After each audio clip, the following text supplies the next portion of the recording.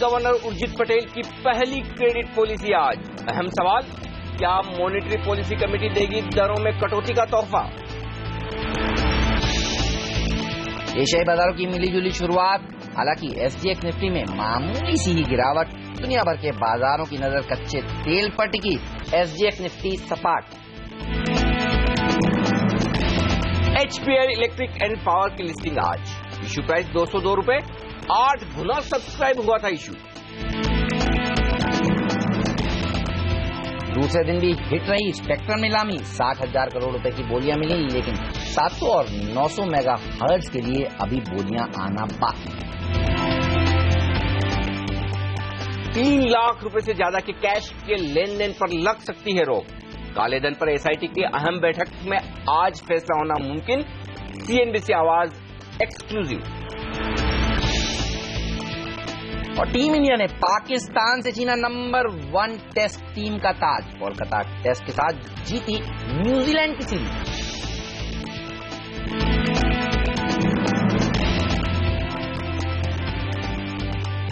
पाकिस्तान का पीछे रहना हर जगह पसंद आ रहा है। जी हां, कल बाजार ने शानदार तेजी इसी दम पर दिखाई और शाम को एक और अच्छी खबर, न्यूजीलैंड से जीतकर नंबर 1 टेस्ट टीम फिर से हिंदुस्तान बनी है, पाकिस्तान को पीछे छोड़कर।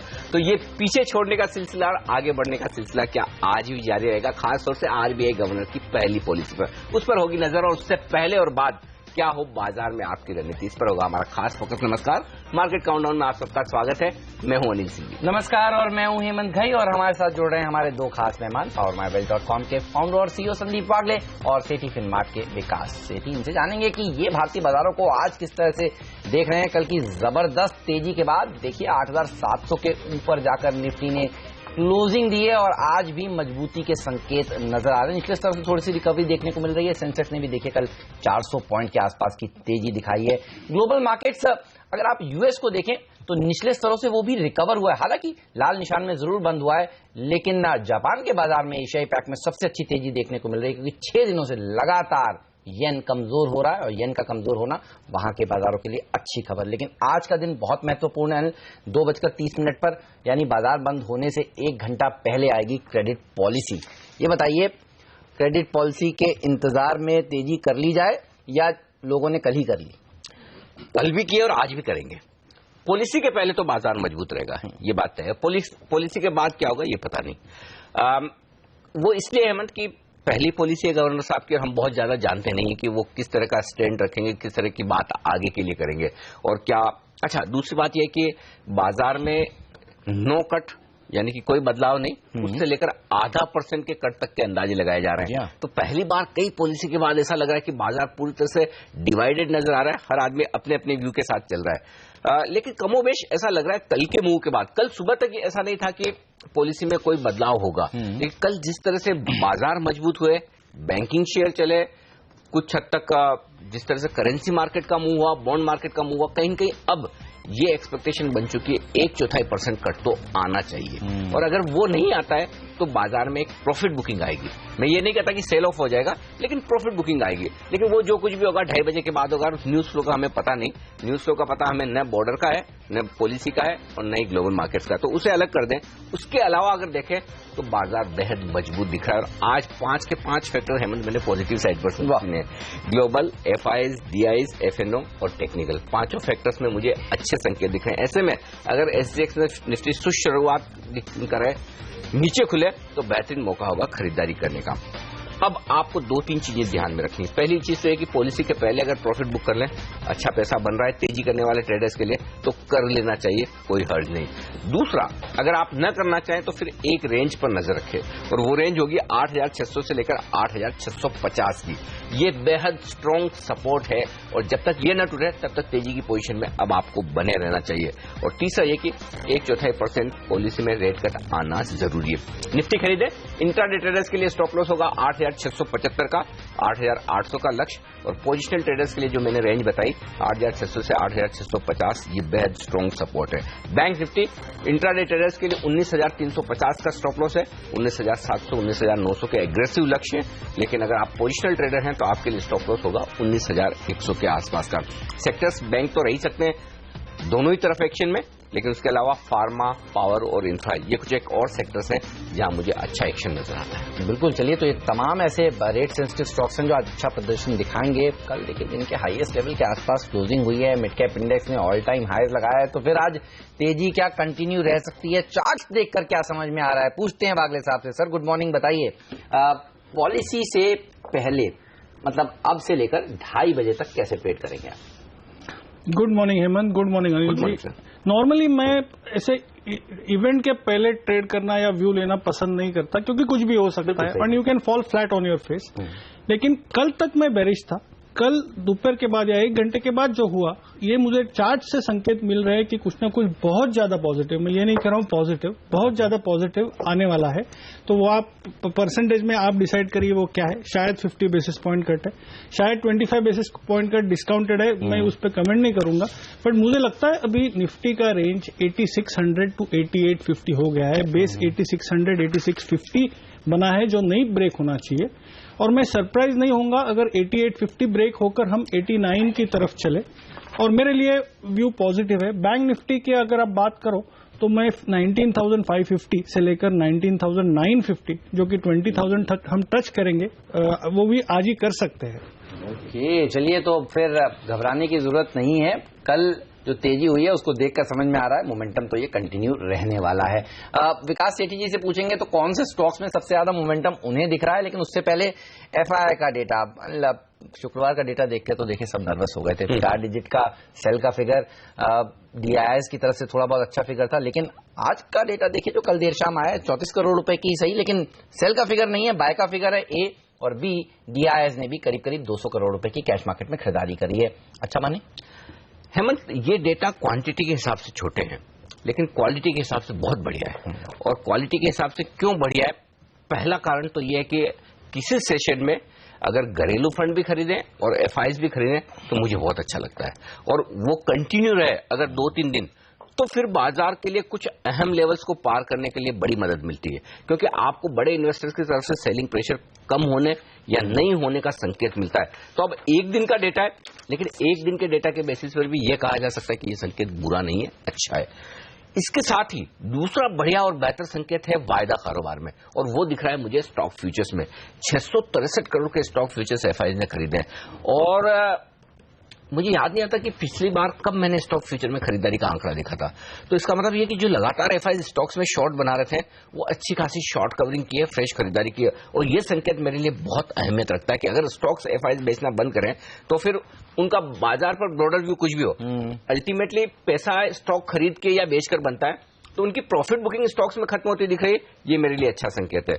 इंडेक्स फ्यूचर्स में बिकवाली है 160 करोड़ की, लेकिन बेहद छोटी है, तो उससे लेकर मैं बहुत ज्यादा नर्वस नहीं। तो क्वालिटी के हिसाब से मुझे कल के डेटा बहुत अच्छे नजर आ रहे हैं, दोनों ही तरह के इन्वेस्टर्स के और दोनों ही सेगमेंट के, कैश के भी और वायदा कारोबार के भी। बिल्कुल, तो डेटा मजबूत हो गए हैं। लग रहा है पाकिस्तान वाला मामला सुनकर एफआईआई भी थोड़े नर्वस हो गए थे। जैसे ही देखिए कल जब हम लोग शो कर रहे थे 9:40 के आसपास जब वो खबर आई, उसके बाद से क्या रिकवरी देखने को मिली है बाजार। बिल्कुल हेमंत, इसी वजह से हमने उस खबर पे 2-3 मिनट तक पूरा फोकस करके बताया। देखिए इस खबर की अहमियत समझिए। बिल्कुल, और वो स्टेटमेंट जो सरताज अजीज की तरफ से आया था उसी ने बाजार का मूड पूरी तरह से तेजी की तरफ बदल दिया अच्छे से। बिल्कुल, तो सरताज अजीज जिसका जिक्र अनिल कर रहे हैं, पाकिस्तान के प्रधानमंत्री के सलाहकार, और उनकी तरफ से जो स्टेटमेंट आया था वो साफ तौर पर कल प्ले आउट करता हुआ दिख रहा था। लेकिन इसमें कितना हाथ पॉलिसी का था और कितना हाथ इस स्टेटमेंट का था, पूछते हैं विकास जी से। विकास जी गुड मॉर्निंग, बताइए कल की तेजी इन 2 चीजों के नाम थी। मेरा सवाल सीधा आपसे ये है कि 25 बेसिस पॉइंट का रेट कट फैक्टर इन हो गया है, और या फिर आपको लगता है 25 बेसिस पॉइंट आएगा उसके बाद भी तेजी होगी बाजार में?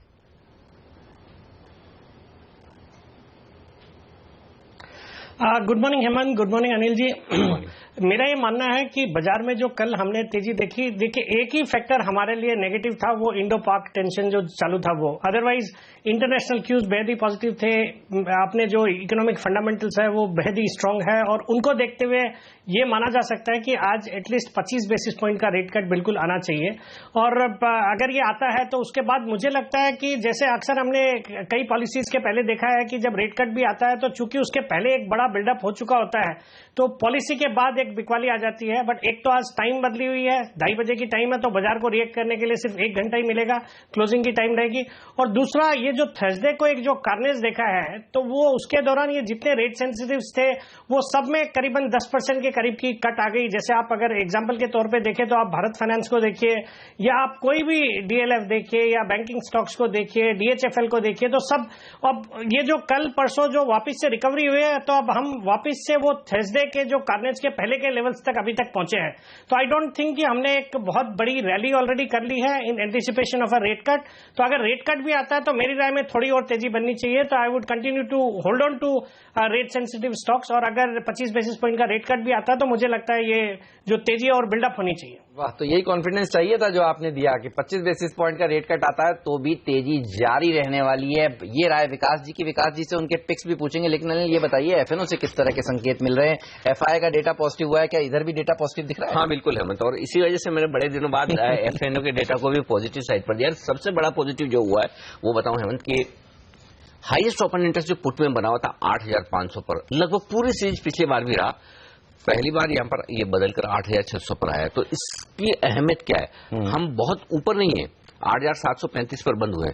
तो अगर किसी बाजार में आपको अगर नीचे की रिस्क पता हो तो ट्रेड करना बड़ा आसान होता है तेजी की तरफ। तो आपकी ट्रेडिंग की जो रिस्क है, सपोर्ट जो है वो ऊपर शिफ्ट हो गया है 8,600 पर, वहां पर हाईएस्ट ओपन इंटरेस्ट है। तो वायदा कारोबार का लिहाज से वो एक बड़ा सपोर्ट नजर आ रहा है। तो टेक्निकल और वायदा कारोबार को आप मिलाकर देखेंगे तो 8,600 8,650 वो रेंज है जो पॉलिसी कितनी खराब आ जाए, गवर्नर साहब बहुत खराब बोले तब भी वो नहीं टूटेगा, ये मैं कह सकता हूं। तो मुझे नीचे की रिस्क दिख रही है और ये मेरे लिए बहुत अच्छा संकेत है कि FNO के डेटा बेहतर होते हुए दिख रहे हैं। दूसरा, स्टॉक फ्यूचर्स में अगर आप देखें तो पहली बार ओपन इंटरेस्ट में कमी आई, 8 ही लाख शेयरों की है, लेकिन अगर FIs की खरीदारी हो स्टॉक फ्यूचर्स में और ओपन इंटरेस्ट ओवरऑल कम होता हुआ दिखे, ये एक अच्छा संकेत है। निफ्टी और बैंक निफ्टी में अब भी उतनी मजबूती के संकेत नहीं है। तेजी की पोजीशन कल के सेशन में कम हुई है, ओपन इंटरेस्ट दोनों ही जगह कम हुआ है, लेकिन ठीक है, कोई बात नहीं, भले तेजी की पोजीशन ना बनी हो, लेकिन ट्रेडर्स अगर अपनी पोजीशन हल्की करते हुए दिखे तो वो भी एक अच्छा संकेत है, क्योंकि 2 दिनों में निफ्टी फ्यूचर्स में 18 लाख शेयर कम होते हुए नजर आए। तो ट्रेडर्स धीरे धीरे हल्के हो रहे हैं। ट्रेडर्स अगर हल्के रहेंगे तो वो बाजार की सेहत के लिए अच्छा है।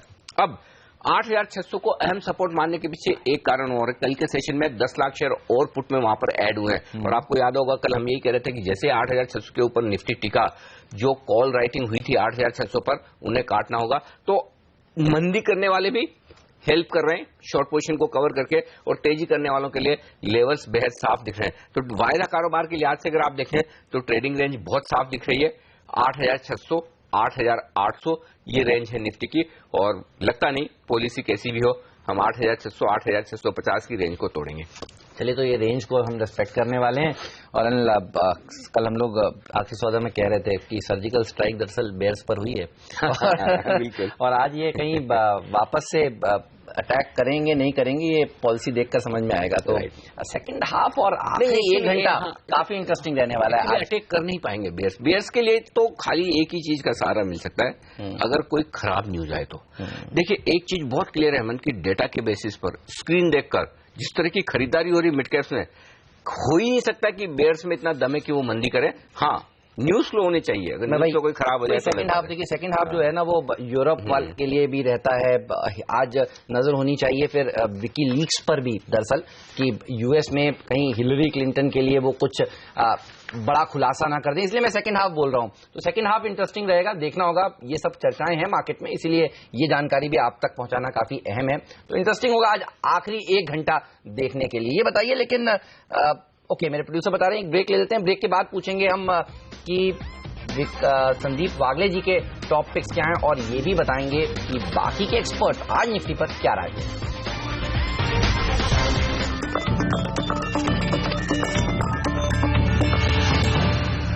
स्वागत है आप सभी का CNBC आवाज पर। विकास सेठी और संदीप वागले साहब हमारे साथ बने हुए हैं, और संदीप वागले जी और विकास सेठी जी की पिक्स के लिए आपको थोड़ा सा और इंतजार करना होगा। पहले आपको हम बता देते हैं कि एक्सपर्ट्स क्या कह रहे हैं, आज निफ्टी को किस तरह से ट्रेड करना चाहिए, और उनकी राय आपके सामने। नीरव वखारिया की राय सबसे पहले देखिए, टारगेट दे रहे हैं 8,800 का निफ्टी पर, 8,690 का stop loss. Same to same, Kiran Yadav 8,690 का स्टॉप लॉस, 10 पॉइंट नीचे 8,790 पर टारगेट। तीसरे एक्सपर्ट विकास सालुंकर, इनके राय देखिए, ये कह रहे हैं कि टारगेट है इनका 8870 का, तेजी करने की राय, 8670 का स्टॉप लॉस। पुनीत किंद्रा भी खरीदना चाहते हैं निफ्टी 8,660 के स्टॉप लॉस के साथ और टारगेट 8,790 उनका भी और 8,825 ऊपर। चलिए, तो मानस जायसवाल ही अकेले ऐसे एक्सपर्ट हैं जो कह रहे हैं कि आज उछाल में बिकवाली करनी चाहिए, स्टॉप लॉस रखिए 8800 का और उनका जो टारगेट है देखिए 8,600 का है। तो 5 में से 4 एक्सपर्ट बुलिश और 1 बेरिश। तो रेंज जो दिख रही नीचे सपोर्ट निफ्टी पर 8,670 से 8,690, 20 पॉइंट की रेंज करेगी सपोर्ट का काम। ऊपर 8,800 से लेकर 8,825 तक जाता दिखेगा निफ्टी। ओके, तो ये हुई निफ्टी की बात, लेकिन और कौन से आज 5 स्टॉक्स हैं जहां पर आपकी नजर जरूर होनी चाहिए, आइए देखते हैं 5 का पंच। महिंद्रा ग्रुप की ऑटो एंसिलरी और फोर्जिंग का कारोबार करने वाली कंपनी महिंद्रा CI, ये कंपनी खरीद सकती है एमटेक ऑटो को। आपको याद होगा एमटेक ग्रुप बड़े कर्ज की समस्याओं से जूझ रहा है और काफी लंबे समय से शायद वो इससे बाहर निकलने की कोशिश कर रहे थे। 15,000 करोड़ का कर्ज है। अब खबरें ये आ रही कि एमटेक ऑटो को महिंद्रा CIE ये खरीद सकते हैं। ओके, और नजर रखिए वोकहार्ट पर भी इन्होंने एक्सचेंजेस को ये सूचना दी है कि एक इनकी दवा थी, उसके ऊपर इंपोर्ट अलर्ट लगा हुआ था और वो दवा अंकलेश्वर प्लांट में बनती है। तो अब वो इंपोर्ट अलर्ट हट गया। इसका मतलब ये है कि ये वो दवा बनाएंगे भी और यूएस के मार्केट में बेचेंगे भी। तो ये एक पॉजिटिव खबर आती हुई, लेकिन ये खबर दरअसल यूएस FDA की वेबसाइट पर तो 30 सितंबर को ही आ गई थी, यानी 4 दिन पहले। और इन्होंने BSE को कल बाजार बंद होने के बाद यही सूचना दी है कि ये खबर वहां पर आ गई थी और अब हम आपको दे रहे हैं। ये दूसरी पॉजिटिव खबर यूके MHA की तरफ से चिकलथाना प्लांट के लिए अच्छे संकेत और उसके बाद एक और दवा को मंजूरी वोकहार्ट की तरफ से। दामपुर शुगर ये एक और स्टॉक है जिस पर रखिए नजर। डेट्स में 51% हिस्सेदारी खरीदने वाली ये कंपनी 33 रुपए प्रति शेयर पर ये डील हो सकती है। एमटेक का ऑटो की तरह ही एक और कर्ज में बड़ी बुरी तरह से डूबी हुई कंपनी के लिए अच्छी खबर आई है। एवरेस्ट कैंटो, इन्होंने कई बैंकों से लोन ले रखा था और मुश्किल में फंसे हुए थे। अब अच्छी बात यह है कि 365 करोड़ रुपए के जो कर्ज इन्होंने येस बैंक और एक्सिम बैंक से लिए थे, उस कर्ज के लिए केयर ने जो रेटिंग है वो एक नॉच ऊपर बढ़ा दी। ओके, तो ये तमाम खबरें। इसके अलावा आप नजर रखिएगा बैंक्स और रियल एस्टेट शेयरों पर। और यहां पर RBI की तरफ से आज क्योंकि पॉलिसी है और पॉलिसी में अगर किसी भी तरह का कोई रेट कट आता है तो ये जाहिर सी बात है तमाम रेट सेंसिटिव स्टॉक्स के लिए बड़ी पॉजिटिव होगी। जी हाँ, तो banks, NBFCs, micro finance companies, infra, real estate, auto sector तो हमने बता दिया, लेकिन स्टॉक्स कौन से हैं बताएंगे पूछ के विकास सेठी जी से एक छोटे से ब्रेक के बाद।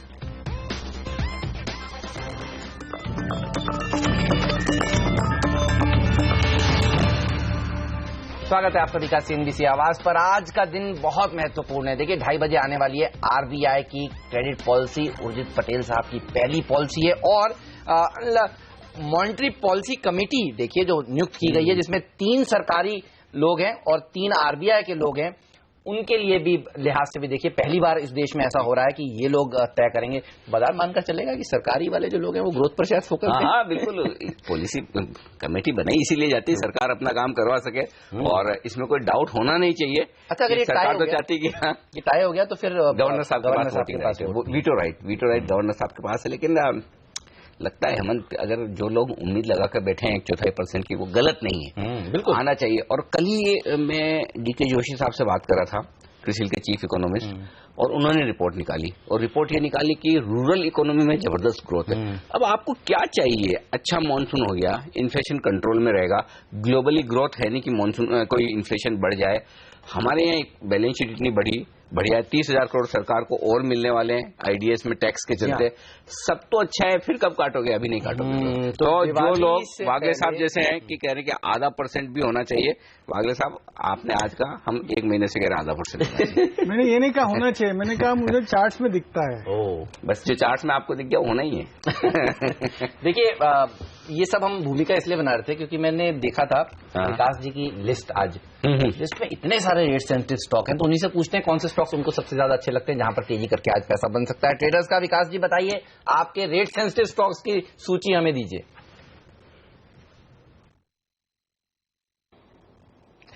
बिल्कुल हेमंत जी, ये जितने भी रेट सेंसिटिव सेक्टर्स है, जैसे बैंक्स है, एनबीएफसीज है, which includes micro finance companies, फिर housing finance companies, auto, real estate, ये पांचों सेक्टर ही बहुत पॉजिटिव लग रहे हैं। और मुझे लगता है यहाँ पे जो भी अच्छी कंपनियां हैं, वो कोई भी कंपनियां, वो सभी आज स्ट्रांग रहने वाली है। बट जो 2-3 स्टॉक्स मुझे चूज करने थे, उसमें मैंने जो पहला स्टॉक चूज किया वो है DHFL। ये स्टॉक पे मैं बहुत निचले लेवल से ऐसे ही बुलिश हूँ, और इस स्टॉक में भी अभी जो थर्सडे को जो गिरावट थी, उसमें एक बहुत अच्छा खरीदारी का मौका था। फंडामेंटल्स भी अच्छे हैं, और अगर आज एक रेट कट आता है, या at least up to the run up to the policy, जहां पे कोई नेगेटिव की गुंजाइश नहीं है, तो मुझे लगता है ये स्टॉक में आज बिल्कुल तेजी बनी रहेगी। कल भी बहुत अच्छा प्राइस वॉल्यूम एक्शन देखने को मिला है, तो DHFL would be my first pick. Second, मैं एक बैंकिंग स्पेस से फेडरल बैंक के साथ जाना चाहूंगा। इस स्टॉक में भी बहुत अच्छा मोमेंटम बना हुआ है, कल भी बहुत अच्छा प्राइस वॉल्यूम एक्शन देखने को मिला है। बाजार के दिग्गज निवेशकों का इसमें इंटरेस्ट है, तो हर तरफ से देखें तो फेडरल बैंक में भी मेरी राय में बिल्कुल एक तेजी रहेगी, तो यहाँ पे भी खरीदारी करना चाहिए। और जो तीसरा स्टॉक है, वो थोड़ा रेट सेंसिटिव नहीं है, बट एक अच्छी कंपनी है, और बहुत अच्छे एक मोमेंटम उसमें भी देखा जा रहा है, प्लस FIIs भी काफी बुलिश है उस स्टॉक पे अभी। तो उस कंपनी का नाम है जेन इरिगेशन। अच्छे मानसून के बाद यहाँ पे भी बहुत अच्छा एक रुझान रहना चाहिए, तो हम bullish on even Jain Irrigation. और बाकी के स्टॉक पिक्स आप अगर ड्यूरिंग द शो बाद में वो भी पूछूंगा मैं आपसे, चिंता मत करें। आपने इतनी मेहनत की, इतनी रिसर्च करके आए हैं, और आप तो रिसर्च के साथ साथ बिल्कुल वो कहते हैं कि खबरों का तड़का। हाँ, बिल्कुल। विकास जी की सबसे बड़ी खासियत है, उनको सब पता है आसपास क्या चल रहा है, क्या हो रहा है, तो पूरी खबरें लेकर आते हैं। तो ये लेंगे, साथ ही हमें वागले साहब की भी पिक्स लेनी है। जनरली पहले सेगमेंट में हो जाती है, आज थोड़ा लंबा हो गया है, तो वागले साहब की पिक्स भी लेंगे, विकास जी की बाकी पिक्स भी लेंगे एक छोटे से ब्रेक के बाद।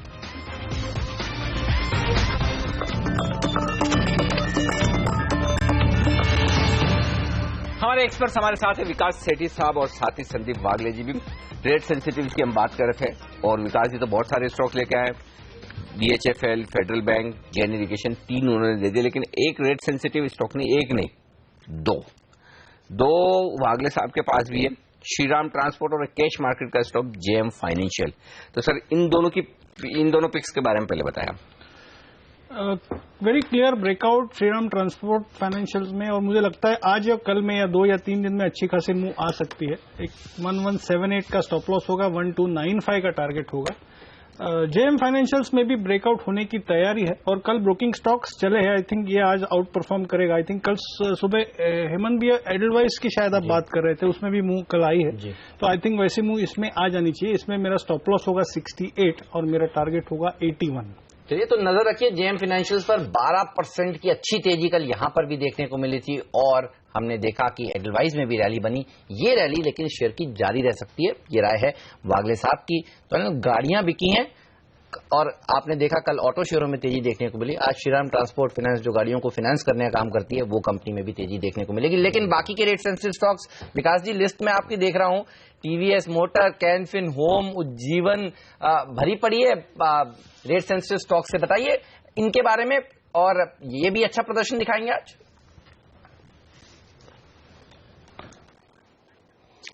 बिल्कुल हेमंत, जहां तक TVS मोटर्स का सवाल है, आपको याद होगा जब कभी भी आपने मुझे 2 व्हीलर सेक्टर से कोई एक स्टॉक चूज करने को कहा है, तो मैंने TVS मोटर को ही चूज किया है।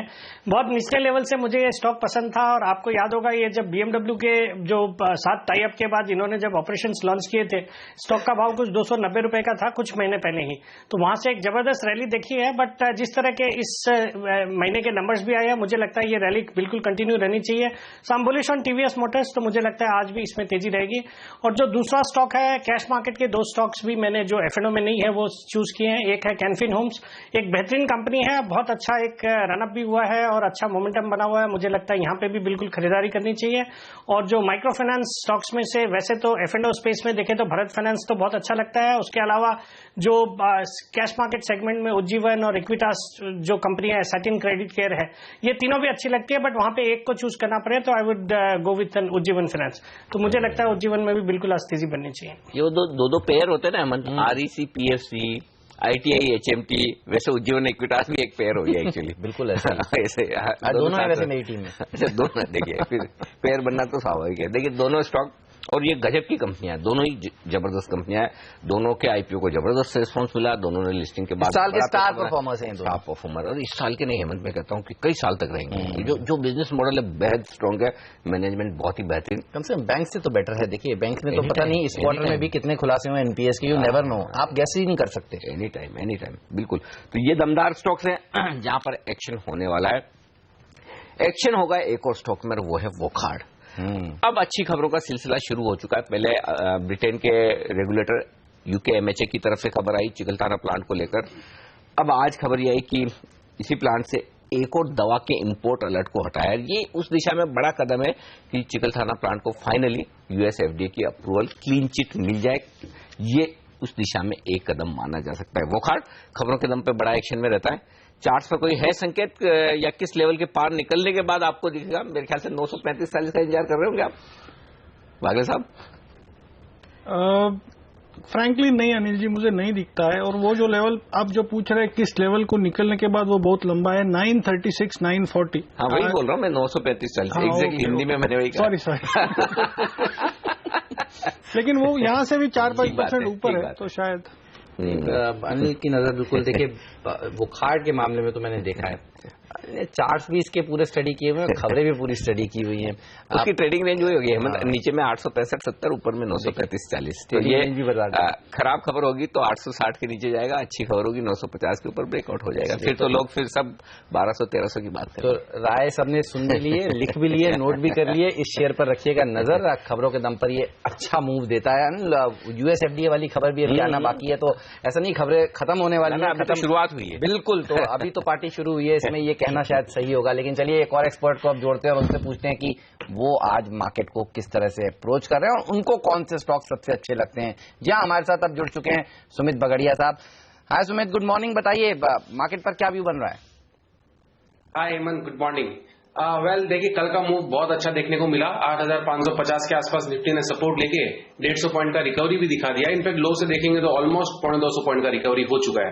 वेल अभी मार्केट्स को देखते हुए फिलहाल यही समझ में आ रहा है कि यहाँ से एक तेजी का मूव बनना चाहिए। अगर आज कुछ भी हमको नेगेटिविटी नहीं देखने को मिली तो हो सकता है यहाँ से वापस हम एक नई तेजी देख ले और ऊपर में 9,000 तक के भी लेवल्स देख सकते हैं। तो फिलहाल अभी अगर ट्रेडिंग के लिहाज से अगर कोई व्यू लेना हो तो नीचे में 8,700, 8,600 अच्छे खासे सपोर्ट के तौर पर काम कर रहे हैं। हाईएस्ट ओआई डेटा भी वहीं पे बिल्टअप हुआ है। तो मुझे ऐसा लगता है कि एक बार इंट्राडे में अगर प्रेजेंट लेवल से कोई 20-30 पॉइंट नीचे की गिरावट मिलती है तो वो बाइंग अपॉर्चुनिटी होगी। प्रेजेंट लेवल्स पे भी बाइंग अपॉर्चुनिटी होगी। ऊपर में इमीडिएटली 8800, 8810 का पहला पड़ा हुआ है, तो पहला टारगेट 8810 है और उसके बाद 8870।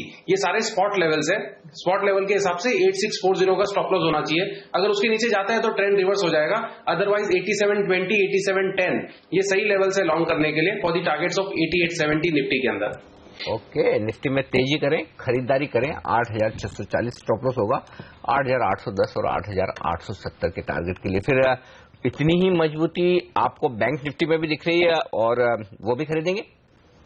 हाँ बिल्कुल अनिल जी, आज तो वैसे भी बैंकिंग स्टॉक्स का ही दिन होना चाहिए, बैंक निफ्टी का भी दिन होना चाहिए, आरबीआई पॉलिसी के दिमाग को ध्यान में रखते हुए। बैंक निफ्टी में इमीडिएटली यस 19,900, 20,000 तक के लेवल्स देखने को मिल सकते हैं। नीचे में अच्छा सपोर्ट लेके बैंक निफ्टी ने पुल बैक दिया हुआ है और 19,500 के ऊपर कल क्लोजिंग भी हमको देखने को मिली है, जो कि इमीडिएट एक रेजिस्टेंस के तौर पर था बैंक निफ्टी। तो यहां से एक बार 400 से 500 पॉइंट का मूव तो देखने को मिलना चाहिए और फाइनल ब्रेकआउट लेवल होगा 20,000 के ऊपर इस बार ब्रेक करना और क्लोजिंग देना। तो जब तक ये 20,000 के ऊपर नहीं जाता है 19,500, 600 के आसपास बाय करें। 19,350 का 19,350 का स्टॉप लॉस होगा और ऊपर में टारगेट 19,900 और 20,000 के हमको देखने को मिल सकते हैं। 19,900 और 20,000 के टारगेट देखने को मिल सकते हैं निफ्टी पर। ये राय निकल कर आ रही है। सुमित, आपके भाई मैं पिक्स देख रहा हूं, 3 में से 2 तो आपके पास भी रेट सेंसिटिव ही हैं और आप देखिए हीरो मोटोकॉर्प आपको सबसे अच्छा लगता है। आज हीरो मोटोकॉर्प पे पहले आपसे राय लूं, इससे पहले बता दूं कि जो नंबर्स आए कल मार्केट बंद होने के बाद वो काफी उत्साहजनक आए।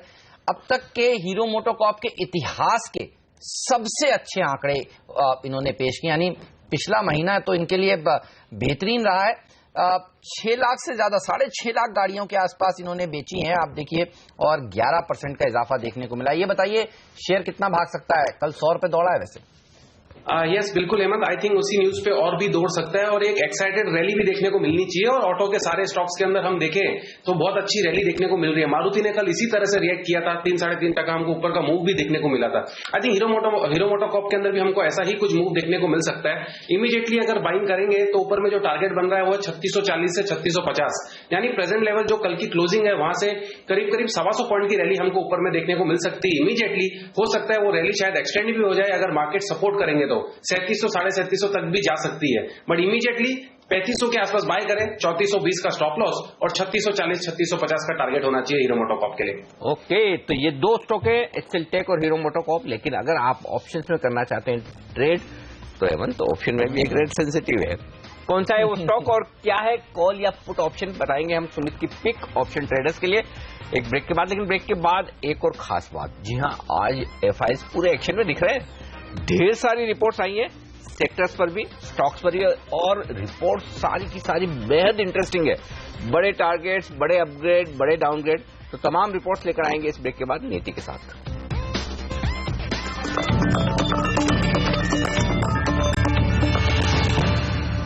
स्वागत है आप सभी का सीएनबीसी आवाज पर। वक्त हो गया अब ये बताने का कि ब्रोकरेज हाउसेस की नजर कौन से सेक्टर्स पर है, और सीएलएस ने मेटल सेक्टर को लेकर तो नियति क्या जबरदस्त रिपोर्ट दी है। बताइए कौन से स्टॉक्स इनके रडार पर है और मेटल सेक्टर को कैसे देख रहे हैं ये? बेहतरीन परफॉर्मेंस देगा टाटा स्टील और जेएसडब्ल्यू स्टील। अपग्रेड का कॉल है और तगड़ा अपग्रेड है। सेल से इसकी रेटिंग दोनों की बढ़ा करके बाय यानी निवेश करने की सलाह दे दी है। जेएसडब्ल्यू स्टील का टारगेट प्राइस 1300 से बढ़ा करके 2400 का कर दिया है, जो कि मौजूदा भाव से 36% का अपसाइड देख रहे हैं ये। टाटा स्टील का इनका टारगेट प्राइस 500 रुपए का है, जो कि 31% के अपसाइड देख रहे हैं। FY 18 के बाद डिमांड सप्लाई स्टील सेक्टर की काफी बेहतर होगी। शार्प राइज होगा इंडियन स्टील के इंपोर्ट्स में, जिसके कारण जो FY 19 से स्टील की प्राइसेस होंगी वो बेहतर होती हुई नजर आएंगी, वो बूस्ट होंगी। इंटरिम में यानी छोटी अवधि में भी प्राइसेस हेल्दी लेवल्स पे ही रहेंगे। बाकी जितने भी डोमेस्टिक पियर्स हैं वो ऑलरेडी इतने कमजोर हालत में है, फाइनेंशियल ट्रबल से जूझ रहे हैं। इसलिए टाटा स्टील और जेएसडब्ल्यू स्टील ये दो बेहतरीन कंपनियां हैं जिसमें आपको निवेश करना चाहिए। 2400 के लक्ष्य और 500 के लक्ष्य के लिए बड़े अपग्रेड्स हैं। टेलीकॉम सेक्टर पे क्रेडिट स्विस लेकिन अंडर परफॉर्म की रेटिंग दे रहा है ज्यादातर स्टॉक्स पर। आइडिया, रिलायंस कम्युनिकेशन और भारती पर। भारती का इनका टारगेट प्राइस 235 का है, 26% का डाउनसाइड देख रहे हैं। और आइडिया पे अंडर परफॉर्म की रेटिंग है 55% का इनका 55 का इनका टारगेट है। 10% से भी कम इनकी रेवेन्यू ग्रोथ आने का अनुमान है YOY के दर पे इस बार। और क्वार्टरली वॉल्यूम्स और रेवेन्यू भी कमजोर रहेंगे। ऑयल एंड गैस सेक्टर पे मगर क्रेडिट स्विस काफी ज्यादा बुलिश है। BPCL और IOC में आपको निवेश करने की सलाह दे रहे हैं। दोनों पे ही आउट परफॉर्म की इनकी रेटिंग है। 690 का लक्ष्य BPCL का है, 10% का अपसाइड, और 660 का लक्ष्य IOC का दे रहे हैं। ओके, तो ये तमाम सेक्टर पर रिपोर्ट्स और सबसे बड़ी सबसे अहम रिपोर्ट मेटल्स पर। और कल ही हमने कहा था कि मेटल स्टॉक्स तेजी से भागेंगे। कल हमने सेक्टर के तौर पर सबसे पहले मेटल चुना था। देखिए मेटल्स में आज अच्छी तेजी होने की पूरी संभावना। सरकार ने कदम उठाए ना, उसको उसकी इम्पैक्ट दिखा है, उसकी सराहना जो इस रिपोर्ट में हुई है वो जबरदस्त है। एक्चुअली इस रिपोर्ट को पढ़ना चाहिए लोगों को, उससे आइडिया लगे। क्योंकि कई बार क्या होता है, खाली लोग है ना टारगेट के आगे बढ़ते नहीं है। और कभी कभी हम कहते हैं ना हेमंत की कोई एनालिस्ट किसी सेक्टर का बहुत बढ़िया है या किसी ने बहुत अच्छी रिपोर्ट लिखी है, तो जब आप रिपोर्ट अंदर जाके पढ़ते हैं तो आपको पता चलता है कि उसका कंटेंट आपको कॉन्फिडेंस देता है कोई शेयर खरीदने या बेचने के बारे में। तो इन दो स्टॉक्स पर आज नजर रखिए, जेएसडब्ल्यू स्टील और टाटा स्टील आपके लिए। चलिए, ये तो बात हुई इन सेक्टर्स की, लेकिन सेक्टर्स के अलावा कई सारे स्टॉक्स हैं जिन पर बेहद इंटरेस्टिंग और अहम रिपोर्ट्स आई हैं, आपको जानना जरूरी है। नीति से ही पूछते कौन से स्टॉक्स आज हैं उनकी लिस्ट में।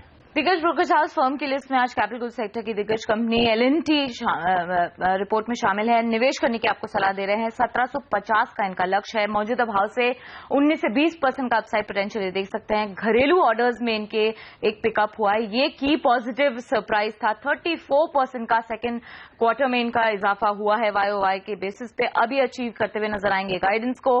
अर्बन इंफ्रा, जहां पे मेट्रो के इनको ऑर्डर्स मिलेंगे, यहां से इनको ग्रोथ को ड्राइव करेंगे। और और जो इनके जो पावर सेक्टर के इनफ्लोज हैं वहां से रिवाइवल आता हुआ नजर आएगा।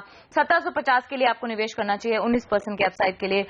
LNT में अदानी पोर्ट्स पे क्रेडिट स्विस आउट परफॉर्म की रेटिंग दे रहा है। टारगेट प्राइस इन्होंने बढ़ा दिया है, 280 का था, अब इसे बढ़ा करके 310 का कर रहे हैं, 17% की तेजी ये भी देख रहे हैं। कटापल्ली में इन्होंने LNT से एक एक्विजिशन किया है जिससे कि कंटेनर के जो वॉल्यूम्स है वो ड्राइव करेंगे। एनोर हजीरा के जैसे जो विस्तार कर रहे हैं अपनी क्षमता में, ये अब नियर कंप्लीशन पे है, यहां से इनको फायदा होगा। और आधे से ज्यादा ग्रोथ FY 16 और 19 के दौरान कंटेनर से ही आएगी, यहां का वॉल्यूम बढ़ता हुआ नजर आएगा। इसे निवेश करिए, 310 का लक्ष्य अदानी पोर्ट्स पे। मगर RBL बैंक पर मॉर्गन स्टैनली इनिशिएट कर रहा है अपना कवरेज इक्वल वेट की रेटिंग के साथ। 280 का लक्ष्य है जो कि करंट मार्केट प्राइस से 6% का डाउनसाइड दिखा रहा है। प्रेफर कर रहे हैं अभी भी LIC housing finance, Shriram city union finance और भारत फाइनेंशियल इंक्लूजन, अगर आपको मिड कैप फाइनेंशियल्स में ही निवेश करना है तो। ऑलराइट, शुक्रिया नियति। तो ये तमाम ऐसे स्टॉक्स हैं जिस पर नजर होनी चाहिए, लेकिन जो बिग टेक अवे है इस पूरे रिपोर्ट सेगमेंट का वो तो मेटल शेयरों के लिए। आप देखिए, सेल से बाय की रेटिंग JSW स्टील के लिए, सेल से बाय की रेटिंग टाटा स्टील के लिए। और रिपोर्ट में लिखा है कि सरकार ने जिस तरह से घरेलू इंडस्ट्री को बचाने के लिए कदम उठाए हैं अलग अलग, वो काफी पॉजिटिवली सरप्राइज कर रहे हैं CLA से जैसे बड़े ब्रोकरेज हाउस को। JSW स्टील पर 2400 का टारगेट दे रहे हैं और 500 का टारगेट टाटा स्टील पर। सर चार्ट देखकर बताइए दोनों के, आपको इन दोनों में से अगर किसी एक शेयर में तेजी करनी ही हो आज तो किस में करेंगे? हेमंत, नॉर्मली JSW स्टील में मोमेंटम ज्यादा होता है, लेकिन अभी मुझे ऊपर के लेवल्स पे 1830 1850 में वो थकते हुए दिखता है। और टाटा स्टील ने एक राउंडिंग बॉटम पैटर्न बनाया है और यहां पर अगर आप लेते हैं 380 385 में 355 का स्टॉप लॉस बनेगा और 400 का एक ट्रेडिंग टारगेट हो सकता है। वंस अबाउ दैट 430 तक के मुझे कुछ हफ्ते में या एक आध दो महीने में मुझे लगता है 430 440 तक टारगेट्स आ सकते हैं। सबसे पहले क्रेडिट स्विस पूरे सेक्टर पर बुलिश हुआ था और अब इतनी जबरदस्त रैली के बाद CLA से भी, तो कहते हैं ना जब दौड़ लगा रहे हो ब्रोकरेज हाउसेस तो वहां से यहां तक लाने का काम क्रेडिट स्विस का है और अब यहां से ऊपर ले जाने का CLA से। मुझे तो दो ही ब्रोकरेजेस टारगेट्स के मामले में बड़े पसंद आते हैं। एक तो CLA से तो है ही, क्योंकि CLA के टारगेट CLA के रिपोर्ट्स ऑफ फॉलोइंग बहुत है। दूसरा मुझे पसंद आता है मकवायरी का। मकवायरी समय से पहले बहुत एग्रेसिव टारगेट और सबसे ढीले टारगेट डॉइश बैंक के। वो तो हालत देखी है, मतलब वो दुनिया भर के बाजारों को वही सता है। उनके टारगेट्स और वो सब मिलके, तो ये इस वक्त आपके लिए इन FI ब्रोकरेजेस की रिपोर्ट्स पर आज आपको एक्शन में दिखेगा। सुमित बगड़िया हमारे साथ हैं और सुमित से हम बात कर रहे थे कि उनका ऑप्शन का हम कॉल लेंगे, वो लेंगे, लेकिन उससे पहले एक छोटा सा ब्रेक।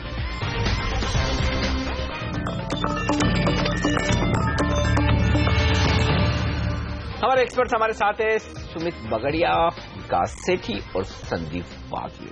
चलिए पिक्स की बात कर रहे थे, अब ले लेते हैं सुमित से M&M फाइनेंस पर उनका कॉल ऑप्शन। बताएं सुमित। अनिल जी, महिंद्रा एंड महिंद्रा फाइनेंस में कल एक ब्रेकआउट देखने को मिला है। ये स्टॉक में ऐसा लग रहा है कि प्रेजेंट लेवल से 8 से 10% की तेजी हमको बहुत जल्दी और शॉर्ट टर्म में ही देखने को मिलनी चाहिए। यानी कि ऊपर में देयर इज अ पॉसिबिलिटी कि हम 400 या 410 के लेवल्स देख सकते हैं आने वाले कुछ ही दिनों में।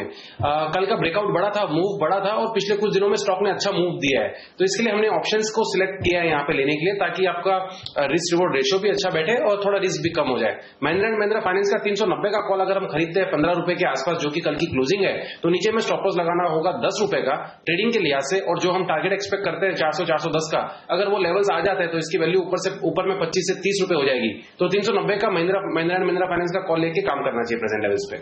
चलिए, तो हीरो मोटोकॉर्प में तेजी होगी, M&M फाइनेंशियल्स का कॉल ले लीजिए, यहाँ पर भी आपका पैसा बनेगा। एक भी कभी बाकी है सुमित से, वो भी उनकी पूछेंगे, लेकिन पहले कुणाल सरावगी जी को जोड़ते हैं और उनसे जानते हैं कि वो कैसे देख रहे हैं बाजार को और कौन से वो स्टॉक्स हैं जहां आज ट्रेड लेके आपको होगा फायदा। कुणाल बताइए, आपके टॉप पिक्स क्या हैं आज के लिए?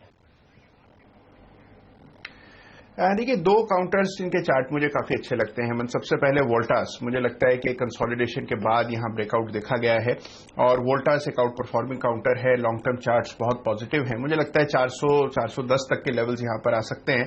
स्टॉप लॉस 383 पर रखें, इन स्तरों पर बाय करें। सन टीवी काफी एक इंटरेस्टिंग ब्रेकआउट कल के ट्रेड में देखा गया था। जी में भी एक अच्छा ब्रेकआउट था, लेकिन सन टीवी हालांकि आमतौर पर मैं कभी खरीदने की राय नहीं देता हूं, लेकिन मुझे लगता है कि जो ब्रेकआउट कल देखा गया है काफी मीनिंगफुल ब्रेकआउट है और यहां पर 550 हो सकता है कि उससे परे भी चला जाए। 520 पर एक स्टॉप लॉस रखें और यहां पर बाय करने के लिए। तो कुणाल ने भी खरीदारी का ही मूड बनाया है। सन टीवी और वोल्टास, ये दो बेहतरीन स्टॉक कुणाल ने चुने हैं अपनी लिस्ट में, जहां पर वो मीडिया शेयरों में तेजी बहुत हो रही है।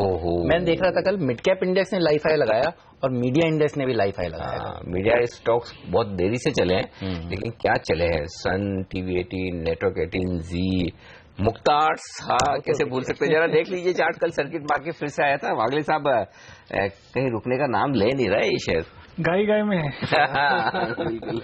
तो कहाँ तक जाएगा? 130 का टारगेट है। आई थिंक पिछली बार भी हमने बात किया था, जो अगले कुछ दिनों में आ सकता है और 98 का एक स्टॉप लॉस बनेगा। अच्छा, आपके जो दो स्टॉक्स अभी बाकी हैं वो बताइए। आप हेवल्स पर और अरविंद पर काफी बुलिश हैं। रेट सेंसिटिव की तो हमने काफी बात कर ली, रेट सेंसिटिव के अलावा भी तेजी होने वाली है बाजार में, तो ये दो शेयरों में तेजी ज्यादा होगी। पैटर्न वाइज मुझे लगता है हेमंत कि दोनों के पैटर्न ज्यादा बेहतर है। इनफैक्ट मेरे बैंकिंग में कोई भी स्टॉक क्लियर नहीं है। मैं हेवल्स में 418 के स्टॉप लॉस से 456 के टारगेट के लिए लेने की बाय करने की सलाह दूंगा। 2-3 दिन का व्यू है। अरविंद में कल वापस ब्रेकआउट देखने को मिला है। 346 का स्टॉप लॉस होगा, टारगेट होगा 375। ओके, तो इस पर रखिएगा नजर। HPL इलेक्ट्रिक की लिस्टिंग भी है आज। 360-61 करोड़ रुपए इन्होंने जुटाए हैं आईपीओ के जरिए। 175 से 202 का एक प्राइस बैंड है। इस पर भी आप राय देंगे? ब्रेक ले लें पहले या ब्रेक के बाद बात करते हैं? चलिए तो ब्रेक लेते हैं। ब्रेक के बाद पहला सौदा हाजिर करेंगे, बताएंगे करेंसी मार्केट की ओपनिंग कैसी हो रही है, प्री ओपनिंग मार्केट में किस तरह के ट्रेड्स हो रहे हैं और HPL इलेक्ट्रिक की लिस्टिंग पर भी होगी नजर।